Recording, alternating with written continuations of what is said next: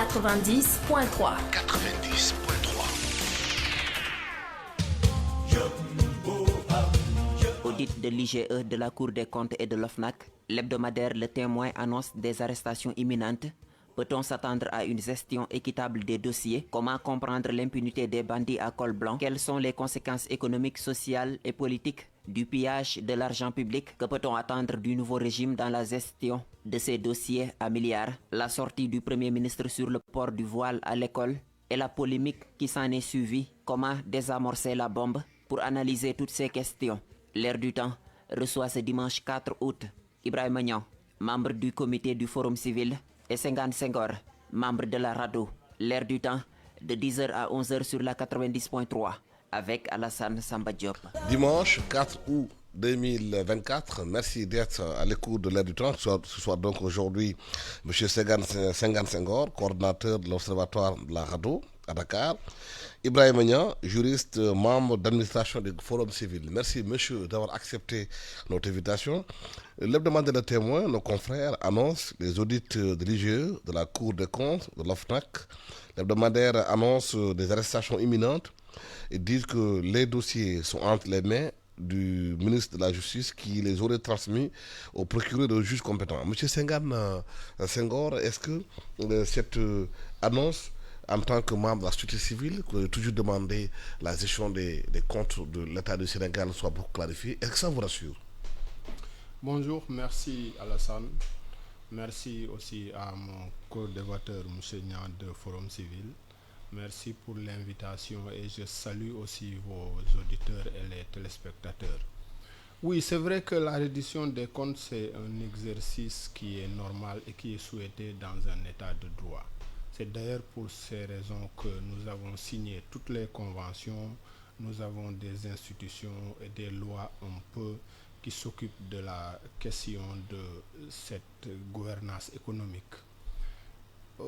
Maintenant que ces informations arrivent maintenant à l'heure là, moi, me cause un peu de problème parce que... Pourquoi? C'est un peu lent à mon avis.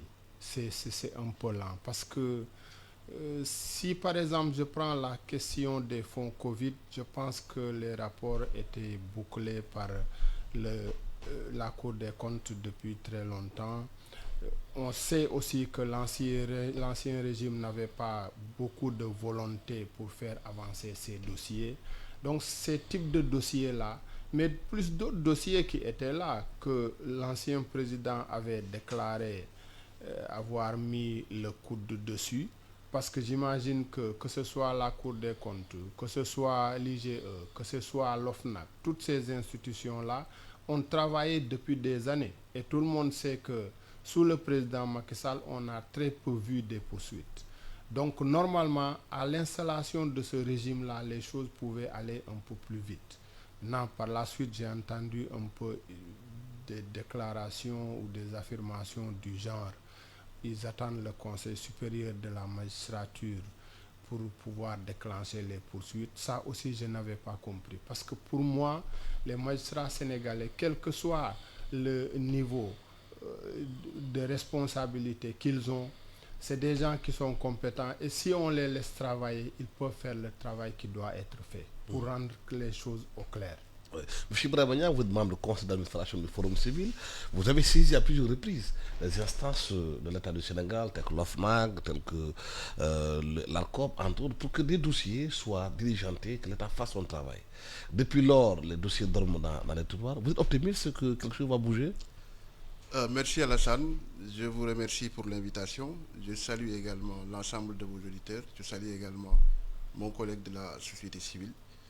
Vous savez, dans un état de droit, nous sommes tous soumis au droit et à la loi. Je ne peux pas comprendre qu'on puisse invoquer des arrestations comme ça, alors qu'il y a le principe véritablement de la présomption d'innocence. On ne peut arrêter quelqu'un que lorsque sa culpabilité a été définie et établie. Maintenant, arrêter par rapport à quoi? Ça, je ne saurais le dire et j'attends d'en savoir un peu plus clair. Ce que je peux dire, c'est que, comme l'a dit mon collègue également, le rythme en tout cas où vont les choses est extrêmement lent. Maintenant, qu'est-ce qu'on peut faire par rapport à ça? Je pense qu'il faut véritablement être très très prudent pour éviter également des arrestations arbitraires. Ce serait un précédent très dangereux parce que nous en avons connu également dans ce pays. Concernant ce que vous avez évoqué tout à l'heure par rapport à ces corps de contrôle, je pense qu'il faudrait peut-être ne pas aller un peu plus vite en besogne parce que, à mon avis, il y a des choses qui sont beaucoup plus importantes dans un premier temps. Mais moi, ce que j'attends beaucoup plus de ce régime, c'est véritablement, non pas seulement cette sorte de chasse aux sorcières, mais c'est en réalité de revoir le panier de la ménagère. Ça, c'est la première des choses. La deuxième, c'est ce qui concerne l'immigration clandestine, parce que jusqu'ici, nous voyons les jeunes qui sont en train de périr en mer. Et puis également, faire une évaluation de l'ensemble de ces fonds qui ont été dépensés au niveau de l'immigration clandestine. Maintenant, par rapport à des dossiers qui sont sur la table de l'OFNAC ou de l'ARCOP, etc., on peut attendre parce que l'OFNAC et l'ARCOP également procèdent à des investigations. Et une fois que ces investigations sont terminées, on peut véritablement en parler et savoir véritablement qu'est-ce qui se cache dans quoi ou derrière quoi, etc. Mais il paraît que les dossiers ont été déposés, ça fait longtemps, ça fait plusieurs années. Est-ce que vous avez eu réponse quand vous avez interpellé les instances? Oui, nous avons véritablement des réponses. Et dans les réponses également, il y a une sorte de procédé selon le principe du contradictoire, parce qu'on ne peut pas seulement se focaliser sur une version. Il faut qu'ils étudient ce qu'il y a au niveau donc, de ces plaintes qui sont sur la table de l'OFNAC. Et après, donc, il va falloir qu'ils élucident les Sénégalais, qu'ils m'élucident également sur véritablement le sort de ces saisines. Oui. Monsieur Nia a évoqué la question de l'immigration clandestine, que les jeunes partent, entre autres. Mais beaucoup de Sénégalais ont constaté que des fonds ont été mis à la disposition de certaines autorités, qu'ils ont été dilapidés. Et ce qui fait que les jeunes eux-mêmes qui devaient peut-être bénéficier de ces fonds-là pour avoir du travail ne peuvent pas l'avoir. Ils sont partis. Oui, c'est vrai que... Les conséquences de la prévarication, des détournements d'argent qui appartiennent aux Sénégalais. Alassane, nous avons, à mon avis, une société assez particulière dans ses relations avec les fonds, surtout les fonds publics.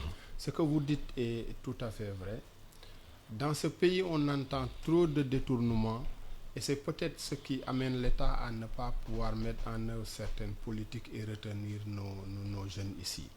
Je pense que c'est même devenu un fléau. Mais le plus important, parce que moi je dis toujours que la question des détournements, nous devons essayer d'avoir une solution et de la régler en amont au lieu d'attendre en aval. Parce que depuis 2000, on connaît ici des poursuites, mais très peu de rentrées d'argent. Des gens vont en prison, il y a beaucoup de bruit, mais après ce qui est récupéré en argent, c'est en général des sommes minimes, donc on ne sait pas par où passe l'argent. Mais ce qui reste constant, c'est qu'il y a des détournements, qu'il y a beaucoup d'infrastructures qui devaient être construites, qui ne l'ont pas été, des investissements aussi qui doivent être faits et qui ne le sont pas. Ça, quand même, personne ne peut le nier. Alors, qu'est-ce qu'il faut maintenant pour ce nouveau régime?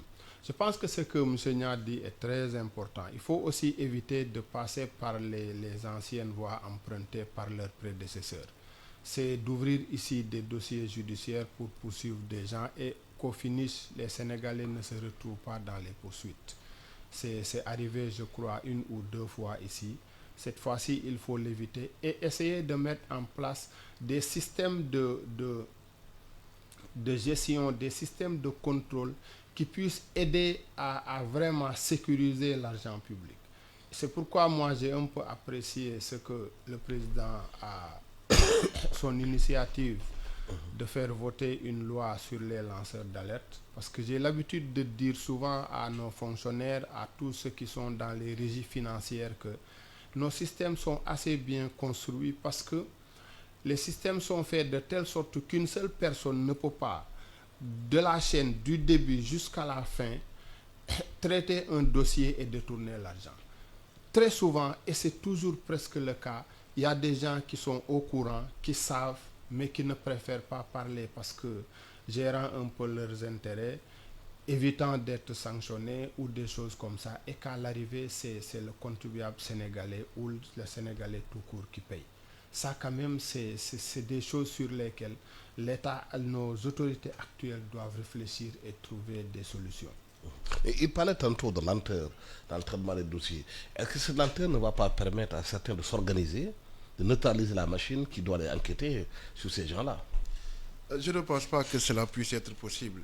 C'est vrai que le rythme est trop lent et également on n'a pas véritablement beaucoup d'informations concernant un certain nombre de dossiers parce que jusqu'ici on ne fait qu'entendre au niveau des médias. Mais je pense qu'avec tout ce que l'État a comme moyen d'investigation... Il y a quand même des rapports qui ont été faits, qui sont sur la table des Sénégalais. L'IGE a fait des rapports, la Cour des comptes a fait des rapports, l'OFNAC a des rapports qui sont là. Mais tous les rapports ne sont pas sortis. C'est vrai que le président Diomaye a demandé qu'on publie tous les rapports. Tout à fait. Mais tous les rapports ne sont pas sortis. Ça, c'est la première. La deuxième, c'est ceux qui sont incriminés au niveau de ces rapports. Qu'est-ce qu'il va falloir faire dans un premier temps? Parce que l'OFNAC n'a pas de moyens de coercition. L'OFNAC ne peut pas emprisonner. Maintenant, il appartient au procureur d'ouvrir une enquête ou bien de poursuivre. Parce que l'opportunité de la poursuite également appartient au procureur. Mais moi, ce qui m'inquiète un peu dans cette histoire, c'est non seulement le rythme qui est trop lent, mais c'est également les moyens d'investigation. Parce qu'il y a des dossiers sur lesquels, actuellement, l'IGE est en train de travailler. Mais l'IGE ne verra rien. Pourquoi? Parce que tout simplement, les choses ont été organisées de telle façon qu'il sera extrêmement compliqué, difficile pour l'IGE de trouver. Organisé comment? Il y a une complicité, des complicités jusqu'au plus haut niveau qui ont été mises en place? Il y en a. Je ne veux pas évoquer des dossiers parce que l'IGE est en train de travailler sur ça, mais il y a des dossiers qui ont été organisés de telle façon qu'il sera extrêmement difficile de trouver véritablement les failles. Et je pense que sur ce, il faudrait que le président de la République et son premier ministre, ils ont des informations concernant certains dossiers. Mais si l'IGE est incapable de démêler l'échafaud dans certains dossiers, à quoi sert-elle? Non, je ne dis pas que l'IGE est incapable. Mais ceux qui sont au niveau de l'IGE sont des humains comme vous, comme moi. Ils sont dotés d'intelligence, ils ont des moyens d'investigation, etc. Rappelez-vous, quand il s'agissait de l'affaire Karim Wade, c'était extrêmement difficile de trouver les fonds. Extrêmement. Et jusqu'ici, rien n'a été trouvé. Et ils n'ont pas tiré de leçon de ça, de ce dossier-là, pour davantage avoir des compétences? Non, ça dit que la commande a changé. Ceux qui étaient là sont différents de ceux qui sont là actuellement. C'est pourquoi je dis qu'il sera extrêmement difficile. Maintenant, laissons peut-être les choses aller. On peut voir, pour savoir qu'est-ce qui va se passer. Est-ce que l'IGE va tout trouver? Je sais que dans le rapport de la Cour des comptes, il y a des choses intéressantes qui ont été décelées. Maintenant, attendons le rapport de l'IGE pour savoir véritablement est-ce qu'ils peuvent aller plus loin que ça, etc. Monsieur Senghor, si on fait des rapports, qu'on n'arrive pas à les travailler, à faire le travail nécessaire, à quoi ça sert de faire des rapports alors? Autant laisser les pieds de pied par les bandits à col blanc. Oui, ce qu'il dit, on peut l'expliquer par deux choses. La première chose, c'est que les délinquants vont toujours plus vite que les lois. Généralement, les lois suivent après et les poursuivent. Mais ceux qui sont aussi dans la grande délinquance financière, c'est des experts de très haut niveau. En général, qui connaissent un peu les méthodes pour contourner les lois, pour cacher les fonds, et ainsi de suite. Je pense que ce qu'il faut encourager, c'est un peu ce qui se fait en droit international pénal. C'est qu'il faut travailler à avoir des témoins de l'intérieur, des gens qui sont dans le système qui peuvent informer. Ça, quand même, ça peut souvent aider les vérificateurs. Mais ce qu'il dit est vrai, dans certains cas, il peut y avoir détournement et que rien ne soit vu. Parce que mais il y a quand même des dossiers où c'est clair, où les Sénégalais ont eu accès à des informations concernant les dossiers gérés par la Cour des comptes. En tout, c'est la place publique. Mais rien ne bouge. Oui, c'est pourquoi je disais au début de mon propos que nous sommes une société assez particulière. Parce que le Sénégal c'est un pays qui a ses forces, mais qui a aussi ses faiblesses. Mais elle est responsable de l'État dans tout ça. Parce que c'est eux qui le garant de l'argent public. Oui, très souvent, l'État n'est pas aussi responsable. Parce que très souvent, l'État fait tout ce qu'il peut pour poursuivre, pour faire arrêter ces gens-là. Mais cela ne donne pas de résultat. Et ça, pour plusieurs raisons. C'est un pays qui est un peu comme ça. Travaillons à éviter les détournements en amont. Moi, c'est ça, c'est à cela, moi, que je crois. Mieux vaut, ce sera mieux que de courir derrière l'argent qui est détourné, qui est envoyé à l'extérieur et dont on pourra récupérer peut-être même pas les 10%. C'est vraiment ça, moi, ce que je propose. Mais et le système qui est fait par les bandits à col blanc qui prennent l'argent, qui le distribuent un peu partout dans le pays, qui essaient de noyauter tout le système, même maraboutique, pour neutraliser un peu d'éventuelles enquêtes? C'est un système qui est très compliqué, qui est difficile également à démasquer. Nous connaissons où se trouvent les paradis fiscaux. Nous savons également qu'il y a très peu de gens qui sont dotés de moyens d'investigation pour aller les trouver. C'est pourquoi j'ai évoqué tout à l'heure l'affaire Karim Wade. L'autre chose que vous avez pointé du doigt avec le système maraboutique, bon, je ne sais pas trop si également il y a des procédés pour pouvoir détourner de l'argent et donc l'envoyer dans tel ou tel compte bancaire de telle confrérie, etc. Parce que c'est ce qu'on parle souvent. Mais ce que je sais, à y chercher protection. Oui, ça, on en a vu et l'histoire l'a démontré. Mais moi, à mon avis, je pense qu'il faudrait travailler à assainir non pas seulement les finances publiques, travailler également à véritablement faire en sorte que ces gens-là qui pillent les deniers de l'État, les deniers de la République ne peuvent pas s'échapper comme ça et qu'il n'y ait pas de reddition des comptes. Parce que quand même, en matière de bonne gouvernance, on ne peut pas souvent parler, évoquer que tel ministre, tel directeur général a fait telle chose et qu'après au finish, qu'il n'y ait absolument rien, il n'y a pas de poursuite, etc. Je pense que véritablement, il faudrait essayer d'assainir et de sécuriser davantage les finances publiques. En quoi faisant? D'abord, les déclarations de patrimoine au niveau de l'OFNAC, c'est une bonne chose.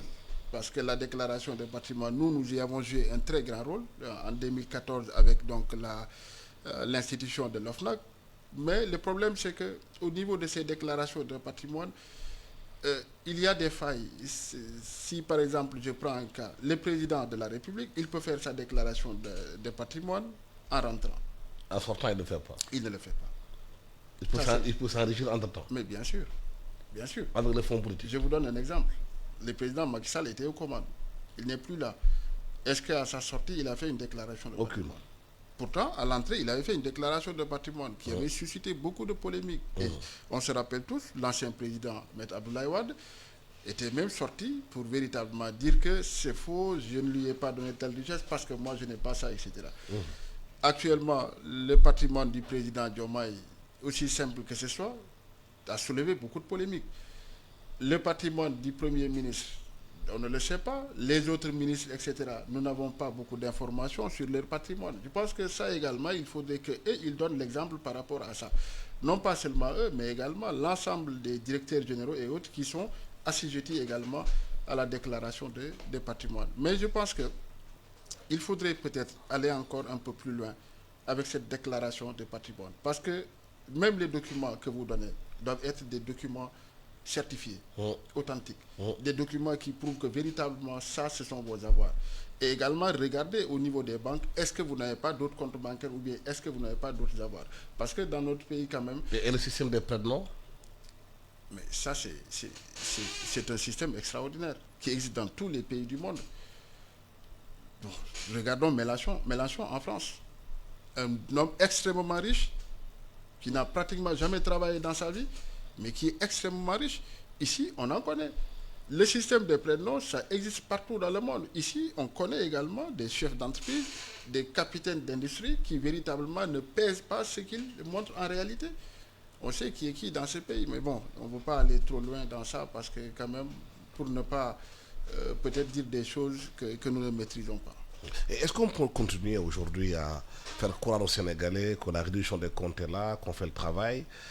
Au finish, il n'y a aucun résultat. De Abdoulaye Wade jusqu'à Macky Sall, peut-être avec de nouveaux arrivants qui sont là, qui ne bougent pas encore. Et d'ailleurs, M. Youm, Omar Youm a dit sur la zone de la RTS qu'on est en train de sélectionner des juges pour gérer ces dossiers-là. Oui, je crois. On lance une alerte. Je crois qu'il faut... Que les gens ne soient pas jugés sur la tête du client. Je crois qu'il faut toujours continuer à faire des efforts et à parfaire nos lois et nos pratiques en matière de gouvernance. Maintenant, ce que dit Oumar Youm, je ne sais pas d'abord parce que c'est une alerte, on n'est pas encore dans la réalité de ça. Si c'est quelque chose qui arrive, nous allons apprécier et nous vous donnerons aussi notre avis sur la question. Par contre, il y a des lois qui doivent évoluer. La déclaration, par exemple, de patrimoine. Parce que la déclaration de patrimoine du président de la République se trouve dans la Constitution. Or, pour les autres, c'est dans la loi de 2014. C'est ça. Et là-bas, il est prévu que 3 mois après la cessation des fonctions, autre que le décès, que la personne fasse une déclaration de sortie. Mais cela ne se fait pas. On le sait. Deuxièmement, est-ce que l'OFNAC a les moyens de vérifier est-ce que la déclaration qui est faite là, elle est authentique? Ça, c'est des questions techniques sur lesquelles nous devons aller pour un peu parfaire le système et renforcer le contrôle. Mais il faut quand même noter qu'avec ce pouvoir-là, il y a eu des efforts sur la question. Ce n'est pas moi qui le dis. J'ai écouté le président de l'OFNAC, Serigne Bassirou Gueye, qui dit qu'ils ont atteint un nombre qu'ils n'ont jamais atteint de déclaration. Ça, c'est quand même une bonne chose à encourager et à leur demander... Mais dans le même temps, des dossiers dormants à l'OFNAC qui n'ont jamais été jugés depuis Abdoulaye Wade jusqu'à Macky Sall. Oui. Et ces dossiers-là, même je me rappelle, c'est Seynabou Ndiaye Diakhaté demandait à Serigne Bassirou Gueye, procureur à l'époque, de les diligenter en lui disant « Je vous ai transmis 19 dossiers qui dorment, faites tout pour les envoyer à un juge d'instruction. » Ça n'avait pas eu de suite. Entre-temps, depuis qu'il est devenu président de l'OFNAC, je sais qu'ils ont traité énormément de dossiers et c'est des dossiers encore qui attendent. Je pense que si le travail se faisait même normalement, on aurait besoin de beaucoup plus de personnel là-bas pour faire fonctionner ces institutions-là. Mais bon, de toute façon, attendons les premiers jalons pour voir. Maintenant, des juges des juges qui sont sélectionnés pour des dossiers. Ce que j'ai dit tantôt, moi, c'est à cela que je pense. Moi, je pense que les Sénégalais, les magistrats sénégalais, si on les laisse travailler, ils peuvent faire les résultats. Et ne pas se fier à... C'est parce que tel régime qui l'a amené. Parce que pour moi, les magistrats n'ont pas de camp.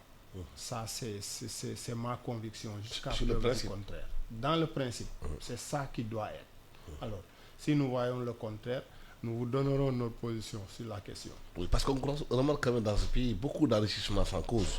Comme le disait Youssou Ndiaye, ministre de la Justice, il y a beaucoup d'enrichissement dans ce pays sans cause. Des gens qui ne travaillent pas, qui n'ont pas d'activité, deviennent subitement des milliardaires, roulent carrosse. Les Sénégalais qui sont chez eux ne comprennent pas que ces gens-là se réveillent un bon jour, ont autant d'argent, comment ils l'ont eu, quelle est la traçabilité de l'argent qu'ils ont. C'est un gros souci. Le moyen le plus rapide dans ce pays pour avoir de l'argent sans travailler, c'est de faire de la politique.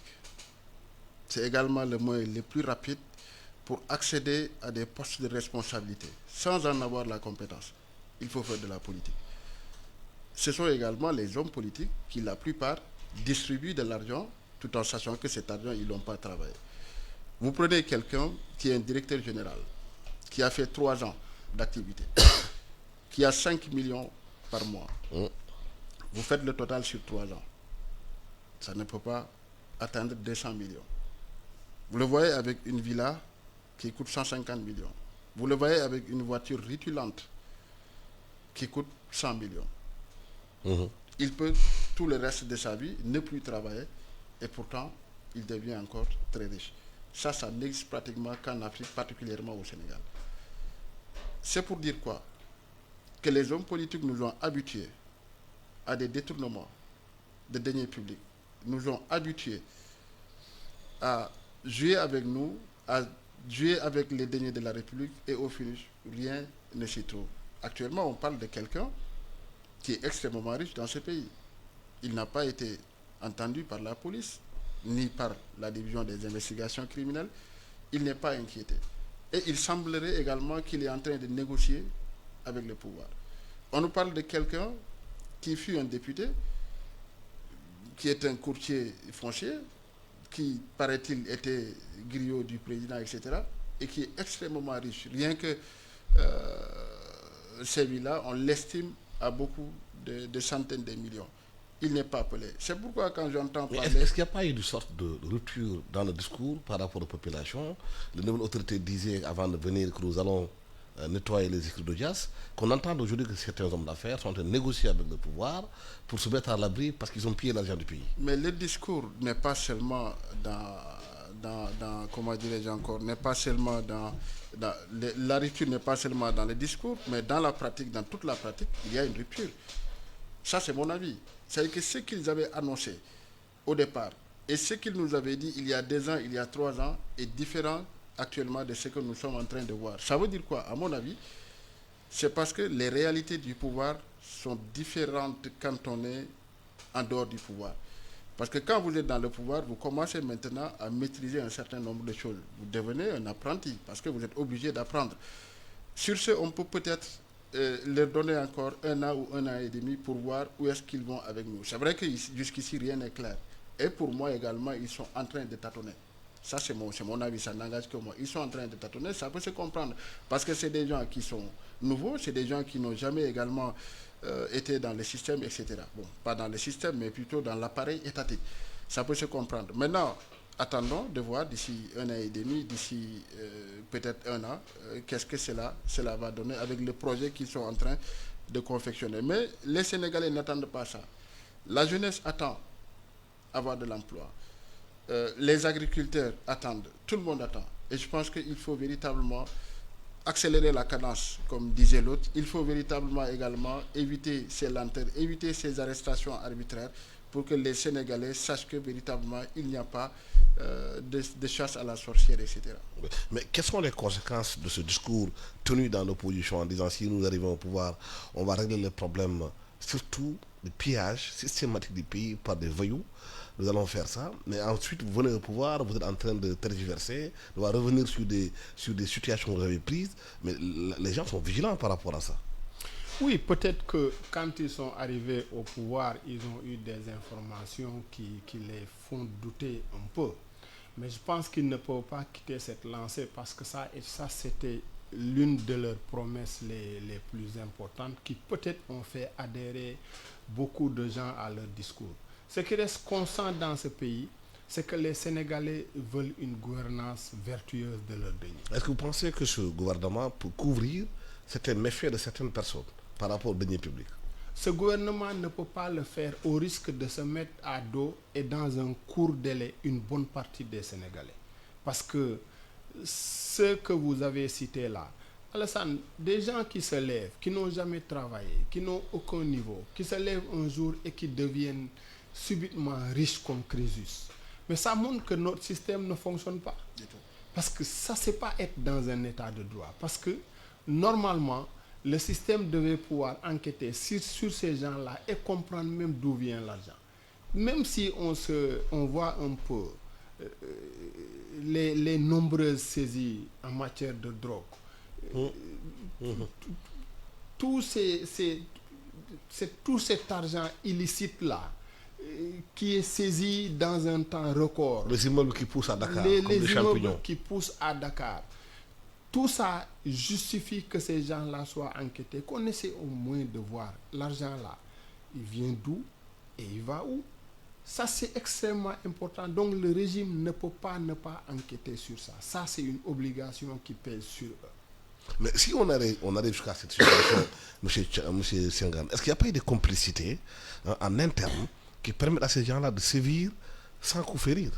Oui, il y a forcément des complicités parce que c'est aussi, ça c'est la grande finance, la haute finance. C'est là où aussi il y a beaucoup plus de corruption. Parce que quand on parle de corruption, les gens pensent à ceux qui reçoivent des 1000 francs, des 2000 francs, des 10 000 francs, des 15 000 francs. Ce n'est pas ça. Il y a des gens qui sont dans la corruption qui, pour un coup, tu peux avoir des milliards et te construire des demeures en dehors même du Sénégal. C'est en réalité ces gens-là qu'il faut arrêter parce que c'est ces gens-là qui gangrènent notre économie. Et voilà un pays où les régimes se suivant, le président Wade nous l'avait promis, Macky Sall nous l'avait promis, Diomaye arrive, lui aussi, il l'a promis. Mais on n'avance pas. Nous sommes les derniers de la classe. Nous n'avançons pas économiquement. Nous sommes parmi les pays les plus pauvres de la planète. Avec tout ce qu'on peut dire, c'est ça le résultat. Et or, mais le Sénégal n'est pas un État pauvre. Comme un Français me l'a souligné un jour, il me dit, quand je suis dans certains quartiers de Dakar, personne ne peut me mettre dans la tête que je suis dans un État pauvre. Peut-être si je vais dans le Matam, dans certaines contrées, on peut me le dire. Mais ici à Dakar, j'ai vu des demeures qui n'envient rien à Paris. C'est ça la réalité. Et moi, je dis toujours aux gens que nous devons un peu faire l'expertise et voire même expertiser notre territoire même et voir même est-ce que Dakar nous appartient encore. Qui construit ces immeubles à Dakar? Ça, c'est une question à laquelle personne n'a encore répondu. Et ça, c'est dangereux. À un moment, il y a une enquête qui a été faite pour montrer que la part de l'indépendance n'appartient plus aux Sénégalais. Il n'y a que les étrangers qui ont acheté pratiquement tous les immeubles qui étaient autour de la part de l'indépendance. Et ça, c'est extrêmement dangereux. Nous ne sommes pas xénophobes parce que nous savons que dans beaucoup de pays du monde, des étrangers peuvent aller payer des terres. Ça, nous l'acceptons. Mais quand même, il y a des proportions qu'il ne faut pas dépasser. Mais deuxièmement aussi, le faire avec de l'argent qui est propre, qui n'est pas de l'argent sale. Ça, c'est des questions importantes sur lesquelles le nouveau régime est attendu. Et c'est une question de complicité jusqu'au cœur de l'État. Il y a certaines personnes qui se disent impunies, qui peuvent prendre l'argent du pays, faire ce qu'ils veulent, neutraliser la machine. C'est une chose qui a existé de tous les temps au Sénégal. Je vous donne un exemple par rapport au building administratif, avec tout ce qu'on entend comme bruit, etc. Je vous donne un autre exemple aussi. On a entendu un ministre de la République sous Abdoulaye Wade parler de 10%, avec des ministres qui vous donnent des marchés, ce que vous en avez, etc. Des commissions. Des commissions. On a entendu également ce qui s'est passé dans l'affaire de Adama Bictogo. Quelqu'un qui est une grosse autorité au niveau de son pays et qui gagne des marchés au Sénégal, etc. On a entendu parler de beaucoup de choses. Ça veut dire quoi? Que la complicité existe entre des politiciens et des hommes d'affaires, comme la complicité existe également entre politiciens. Il y a quelqu'un qui a été arrêté il n'y a pas longtemps et qui, paraît-il, aurait détenu des baux qui provenaient du président Macky Sall, qui a été libéré récemment. Est-ce que cela est vrai ou faux? Ça également, ça nous pousse à réfléchir sur un certain nombre de choses. On entend du tout dans ce pays. C'est pourquoi j'ai parlé tout à l'heure de la question de l'impunité, mais également de la responsabilité de ces gouvernants. Nous les attendons sur beaucoup de choses. Et jusqu'à présent, nous ne voyons pas véritablement ce qu'ils sont en train de faire.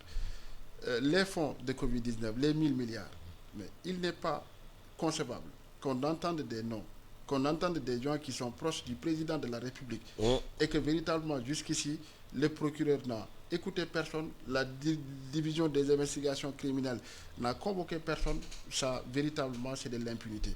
Il y a des choses beaucoup plus compliquées également. Si, par exemple, je vous évoque le cas les trucs là qui se passent au niveau du port de Dakar avec Dakar Nav. Mais le marché qui a été donné aux Turcs et que l'ARCOP a suspendu par la suite, qu'est-ce qui s'est passé dans cette histoire? Pourquoi l'ancien ministre de la Pêche a été convoqué 72 heures après l'avènement de M. Bassirou Diomaye Faye? Pourquoi également le directeur de la CIRN a été convoqué? Qu'est-ce qui se cache dans cette histoire? Est-ce qu'il y a véritablement des histoires de secret de la défense dans cette histoire? C'est une histoire que beaucoup de Sénégalais ne comprennent pas et ne maîtrisent pas. Et pourtant, c'est une histoire extrêmement dangereuse. Quelles sont les sociétés qui étaient soumissionnaires au départ? Et pourquoi les Turcs ont été retenus? Pourquoi également les Portugais ont eu des locations à 60 000 francs au niveau de plateau?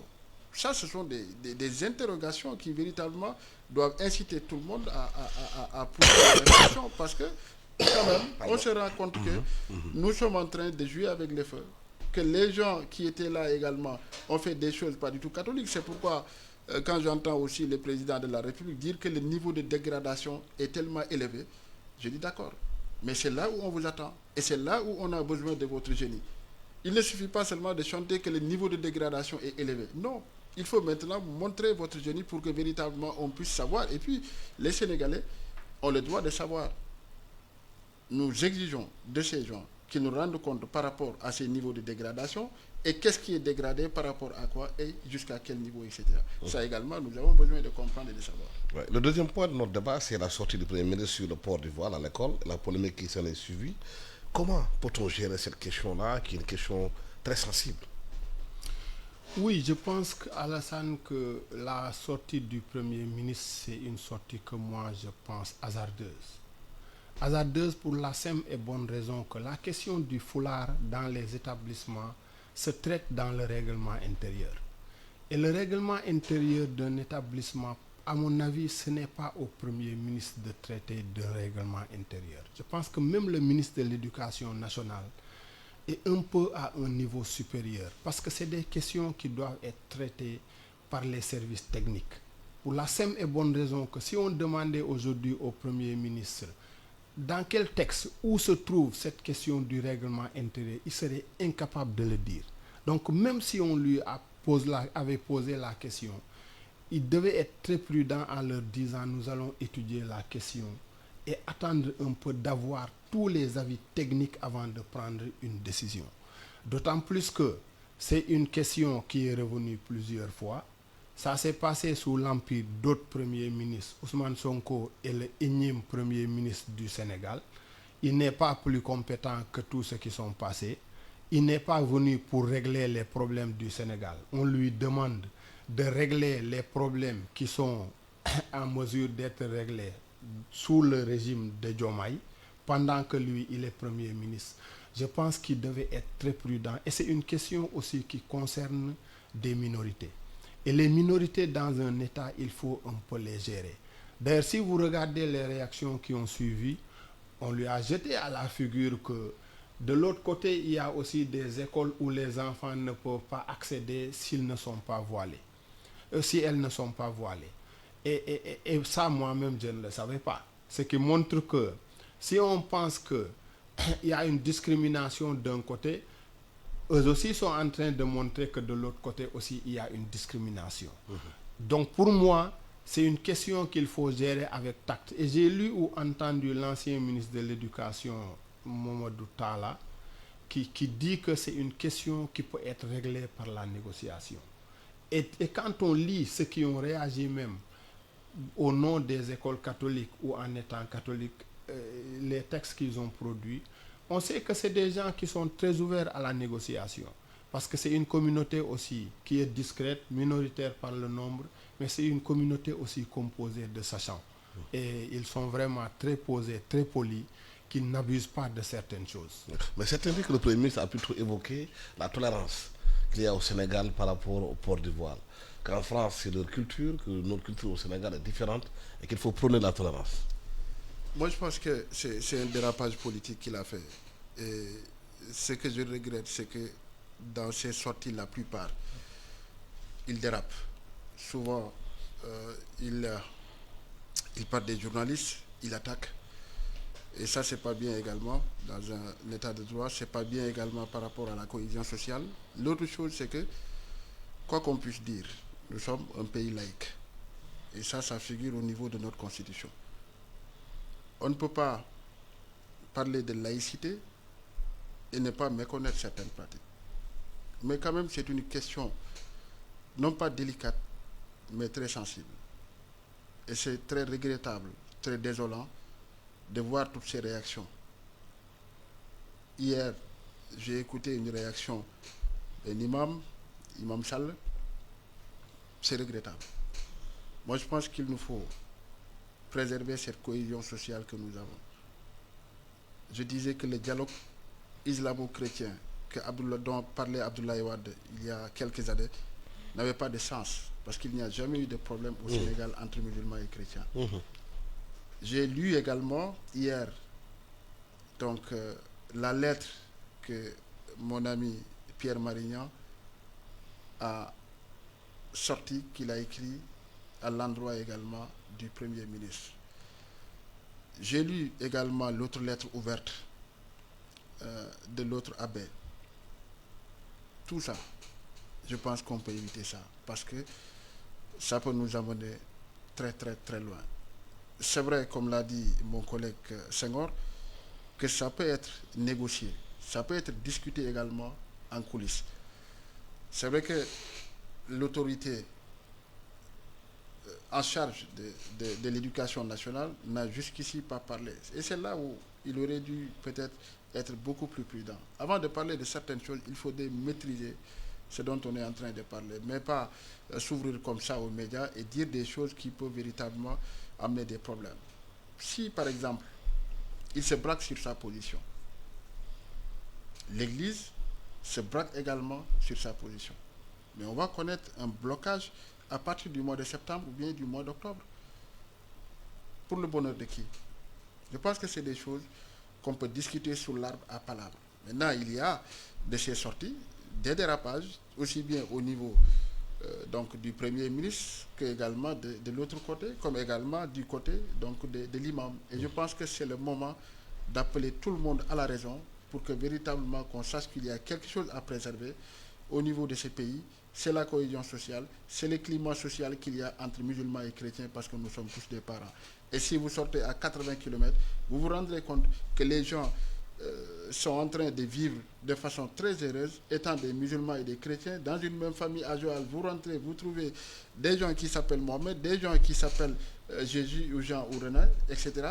Vous voyez des cimetières où il y a des musulmans et des chrétiens qui les partagent. Je pense qu'il faut être très prudent et être très attentionné par rapport également à cette question. Ouais, compte tenu du contexte un peu compliqué, la crise financière qui sévit dans le pays, vous n'avez pas tantôt de la pauvreté, entre autres, est-ce que ce n'est pas des débats qu'il faut éviter pour ne pas permettre à des extrémistes de tous bords de s'en saisir? Oui, Alassane, ce débat-là, pour moi, n'a pas sa raison d'être. D'abord, si le Premier ministre, qui normalement est un arbitre, parce que demain, si le débat arrive à un certain niveau, c'est à lui de trancher. S'il se prononce dès le début, d'abord il bloque le ministre de l'Éducation nationale, parce que le ministre ne pourra pas aller à l'encontre de ce que dit le Premier ministre. Or, moi je pense que le régime-là n'a pas été élu pour régler des questions de foulard. Je pense que dans leur projet, si on va voir un peu, on ne trouvera pas là-bas des questions de foulard. Aujourd'hui, ce qu'on attend du régime, c'est de s'occuper de cette question de chômage, de s'occuper de cette économie difficile parce que ils ont tellement arrêté de choses dans ce pays, déclaré des audits que l'économie est presque bloquée. Aujourd'hui, les départs en mer vers l'Europe ont encore repris, avec des centaines et des centaines de jeunes qui partent par semaine. C'est là où nous attendons le Premier ministre et son gouvernement. Et c'est là où même nous attendons le président de la République qui est leur patron. Donc, évitons ces questions-là qui nous divisent et allons vers des questions qui nous unissent. Parce que nous avons jusque-là vécu en paix. Même si cette question de foulard existe, il n'y a jamais eu de problème, en tout cas connu, qui nous vienne de cette affaire-là. Donc moi, je ne comprends pas. Et qu'à l'avenir aussi, que le Premier ministre Ousmane Sonko, il doit se rendre compte aujourd'hui qu'il est à la tête de l'administration sénégalaise. Ousmane Sonko n'est plus un opposant. C'est notre Premier ministre. Il y a des choses, et puis il a tendance à essayer de distinguer le Ousmane Sonko Premier ministre et le Ousmane Sonko chef de PASTEF. Ça, je l'ai lu aussi dans sa déclaration sur l'affaire de Thiaroye 44 là. Ça aussi, c'est des questions qui gênent. Cette distinction-là, elle n'est pas possible. Il risque de nous amener une crise diplomatique ici et on sera là à régler les conséquences et les pots cassés. Et puis pour finir, mais j'ai même entendu des syndicalistes applaudir sa déclaration. Mais Alassane, la question du voile là, c'est une conséquence. Oui. Si moi je dis que chez moi, n'entre que ceux qui portent des caftans, il y a 10 autres maisons où il n'y a pas de conditions. Mais vous ne pouvez pas porter un costume et me dire, moi je vais entrer chez vous. Parce que les écoles catholiques là, pourquoi tous les parents courent aujourd'hui vers les écoles catholiques? Oui. Mais parce que l'école publique s'est affaissée. Et ceux qui l'ont affaissée, c'est ceux qui continuent à faire des grèves à longueur de mois pendant toute l'année jusqu'à ne pas atteindre le quantum horaire. Oui. Je vais vous raconter une anecdote. Et les politiques défimées de la Banque mondiale qui ont tué l'éducation. Qui ont tué l'éducation. Et ça aussi, c'est le fait de gouvernements qui ont laissé faire. Moi, à une ouverture, je suis allé dans une école. J'ai rencontré là-bas 2 de mes amis enseignants qui amenaient leurs enfants dans une école privée catholique. Alors, c'est des syndicalistes. Oui. J'ai dit, mais vous amenez vos enfants ici? Ils me disent oui. J'ai dit pourquoi? Mais ils m'ont parlé des grèves. m'ont dit avec les grèves. Alors ceux qui conduisent les grèves. Oui, et je leur ai dit, ça veut dire que le régime, le système, il est à terre. Parce que moi, ce que je savais avant, c'est que les enseignants, ceux qui nous ont eus à l'école primaire et leurs devanciers, ils n'avaient pas beaucoup d'argent. Mais quand même, ils avaient la possibilité de former, d'encadrer très bien leurs enfants et d'en faire de hauts cadres. Mais même ça a disparu maintenant. Donc les syndicalistes qui applaudissent le Premier ministre, ils n'ont qu'à se remettre en cause. Et le Premier ministre n'a qu'à voir comment faire pour remettre l'école publique à son niveau d'antan. Merci. Oui, puisqu'il parlait de l'ampleur des dégâts qu'ils ont trouvés dans le pays depuis 3 mois, est-ce que ces sortes de premiers ne sont pas des sortes de contre-feu par rapport à l'essentiel? Faire poursuivre des petites polémiques, alimenter comment on appelle ça, la société de ces genres de choses-là, en donnant le temps un peu de gérer ce qui est urgent. Ce n'est pas des contre-feux. Je partage véritablement donc votre point de vue. Il est en train d'aller vers l'accessoire en laissant l'essentiel de côté, ça c'est vrai. Mais moi, ce qui m'inquiète dans cette histoire, Alassane, figurez-vous qu'il y a un peu plus d'1 mois, des assises de la justice ont été faites. Le Conseil supérieur de la magistrature, par rapport à son président, jusqu'ici, on n'en sait pas grand-chose. Et c'est regrettable d'entendre, pas beaucoup, mais des universitaires qui disent que le président de la République doit rester dans le Conseil supérieur de la magistrature. Mais c'est étonnant, parce que tout simplement, dans les facultés de droit, on enseigne la théorie de la séparation des pouvoirs. Si le président de la République doit rester encore dans le Conseil supérieur de la magistrature, à mon avis, on doit arrêter même d'enseigner la séparation des pouvoirs à l'université. Mais certains disent qu'ils redoutent aussi la République des juges. Non, ça n'aura pas lieu. Quand Montesquieu parlait de la séparation des pouvoirs, qu'est-ce qu'il disait? Je cite, « Étant donné que tout homme qui a du pouvoir est tenté à en abuser, par la disposition des choses, il faut que le pouvoir arrête le pouvoir. » Si Alassane, vous êtes le président, vous êtes le patron, vous êtes l'exécutif, vous légiférez, vous jugez, mais si vous êtes fâché contre moi, ou bien vous êtes fâché contre une autre personne, qu'est-ce qui va arriver? Un gouvernement des juges ne peut pas arriver dans ce pays. Il est bon qu'on respecte le principe de la séparation des pouvoirs. Sinon, à quoi bon de parler de séparation des pouvoirs si véritablement on n'applique pas ce principe? Moi, je pense qu'aujourd'hui, on les attend à ce que véritablement ces assises de la justice-là soient appliquées, comme également les réformes que la CNRI avait faites, comme également les assises nationales. Il y a énormément de choses qu'on attend aujourd'hui. Mais si on regarde son fauteuil, si on regarde un deuxième mandat, alors qu'on vient à peine d'arriver, on ne va absolument rien régler. Oui, la société civile a fait une sortie la fois dernière en s'inquiétant un peu de lenteur par rapport aux assises nationales, la CNRI. Les Mamadou Ndoye, ils ne comprennent pas, ils ont envoyé des courriers, mais silence radio. Oui, je pense que si on fait une analyse globale de ce qui se passe, parce que ce que les Mamadou Ndoye et autres demandent, et c'est dans cela que s'inscrit ce que dit Ibounian, c'est qu'eux, ils demandent une refondation de l'État. Et dans le cadre d'une refondation de l'État, où on essaiera d'avoir un autre État différent de celui que nous avons, il est possible de sortir le président du Conseil supérieur de la magistrature et de revoir les institutions. Mais dans l'état actuel où nous sommes, je ne suis pas du même avis que Ibou, parce que moi, je fais partie de ceux qui pensent que le président doit rester dans le Conseil supérieur de la magistrature. Maintenant, malheureusement, le temps ne nous permet pas de développer. On aura le temps d'en parler prochainement.